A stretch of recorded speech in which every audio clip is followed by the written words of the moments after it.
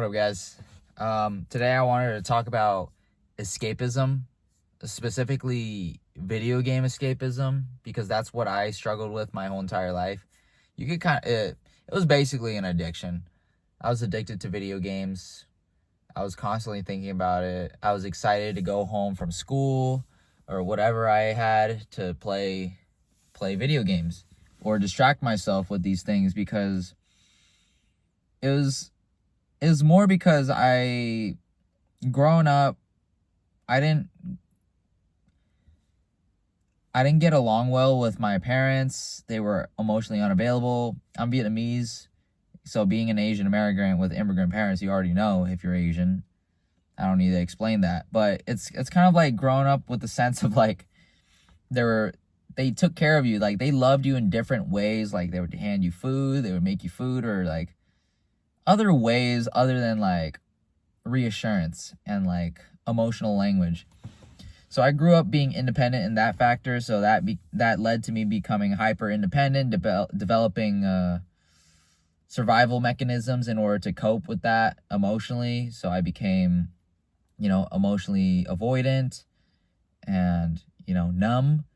I didn't feel like I related to a lot of people growing up, so the lack of self-esteem, confidence, the fact that I'm Asian in an environment where there's not a lot of Asians and role models, I escaped through video games because it was a way for me. It was comfort, and honestly, that's very valid. And I always, like, in my content recently, not recently, it's just that I tend to demonize games, seemingly. But the point is, like, video games aren't bad. It's just, like, I grew up using it as a way to cope, as a way to escape. And sometimes escapism is not a bad thing. I feel like it helps you relieve a lot of stress. It allows you to escape the responsibilities of what you have going on in real life temporarily, as long as it doesn't disrupt the responsibilities of real life. And that's what it did. That I let it consume me. And not only that, my lack of purpose, my lack of a mission or goals and a drive led me to kind of drift on further. Like I was bringing myself negative energy and negative momentum, the way I thought about life and others. Holding resentment towards my parents for a long time really stunted my personal development. And I knew I had more in me, but I just couldn't shake off this feeling. Like it's like a butterfly effect.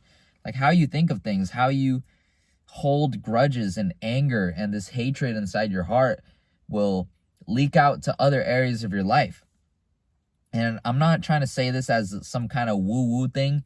Like if you think about it spiritually, logically, in that if you use a combination of both those things, it's like it's not healthy to hold a lot of stress and anger inside of you, because that builds up. That builds up inside of your cells, your soul, right?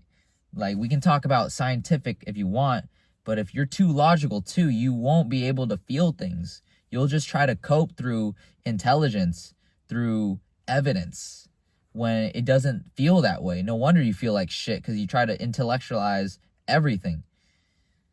The point is, escapism is okay. I know I rambled on a tangent, but video games, I'm still struggling with it till this day. Like, I can't help but feel that if I indulge in video games in the middle of the day or when it's an off day, like a Sunday, I still feel a little guilty and I feel like I could be doing a little bit more. But what I've come to realize is that once I set a routine and a plan for the day and I accomplish all the goals that I needed to do for that day, then I can finally sit back and relax a little bit, right? As long as I did the best that I could that day, I'm free to play, watch anime or League of Legends. I was especially addicted to League of Legends. I still play till this day. I watch videos of League of Legends here and there. Shout out to Midbeast. Shout out to King Nidhogg, Eric. Anyways, that was extremely niche. The thing is, like, you gotta learn when to control yourself, but then you also gotta know yourself, right? You gotta know yourself why these triggers allow you to play more. It's like a slippery slope. You have to truly understand yourself. If you start the day with no structure and you go straight to your phone, or you wake up late with no plan, or you didn't eat the right foods and then you went straight to playing video games, no wonder you feel like shit. No wonder you don't get things done. Or when you do it in the middle of the day, did you plan out the day and then did you actually do the things that you said you were going to do and then played video games? No wonder you feel like shit. No wonder you felt like you could be doing more. Or is it at the end of the day, but you procrastinated everything and then you made yourself seem pseudo-productive? So you did get busy work done. So you got the side quest stuff done, but you didn't do the main actual stuff. And that's what I struggled with for a long time for these past few months. Like, I've been doing my morning routine and everything, but I was doing more of like the busy work rather than the work that actually needed to be pulled and you needed to grind through with it, go through the shits, eat the frog. And for the first time yesterday, or in a long time, or I don't know, it's like on and off usually through this self-improvement journey. It's like me trying, I hit all the tasks that I needed to do for the day, and I actually feel good about myself.